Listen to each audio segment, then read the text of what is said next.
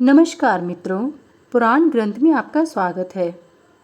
क्या आप जानते हैं कि भगवान शिव को भांग और धतूरा क्यों चढ़ाया जाता है? सावन के महीने में भोलेनाथ की प्रिय चीज़ें शिवलिंग पर अर्पित की जाती हैं। माना जाता है कि इससे भोलेनाथ शीघ्र प्रसन्न होते हैं। भोलेनाथ की प्रिय चीज़ों में भांग और धतूरा सबसे पहले आता है। सावन का महीना भोलेनाथ को समर्पित है और इस महीने उन्हें प्रसन्न करने के लिए तरह तरह के प्रयास किए जाते हैं। माना जाता है कि सावन के महीने में किए गए उपायों से भोलेनाथ जल्द प्रसन्न होते हैं। भगवान शंकर को प्रसन्न करने के लिए शिवलिंग पर धतूरा चढ़ाने की परंपरा है।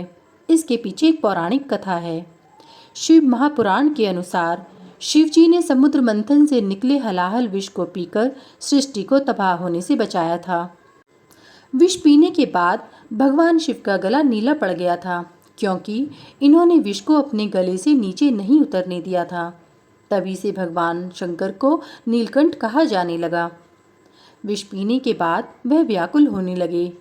वह विष भगवान शिव के मस्तिष्क पर चढ़ गया और भोलेनाथ बेहोश हो गए। देवताओं के सामने बड़ी समस्या पैदा हो गई। भगवान शिव को होश में लाने के लिए उन्होंने बहुत प्रयास किए। इस स्थिति में आदि शक्ति प्रकट हुई और उन्होंने देवताओं से जड़ी बूटियों और जल से शिवजी का उपचार करने को कहा। देवताओं ने भगवान शिव के सिर से हलाहल की गर्मी को दूर करने के लिए उनके सिर पर धतूरा और भांग रखा। विष को शांत करने के लिए शंकर भगवान के माथे पर धतूरा और भांग रखकर उनका निरंतर जलाभिषेक किया। ऐसा करने से शिव जी के सिर से विष निकल गया और भगवान होश में आ गए। पुराणों के अनुसार तब से ही शिव जी को धतूरा, भांग और जल चढ़ाने की परंपरा शुरू हुई। भांग और धतूरे ने शिव जी की व्याकुलता दूर की, इसलिए ही यह दोनों शिव जी को बहुत प्रिय हैं।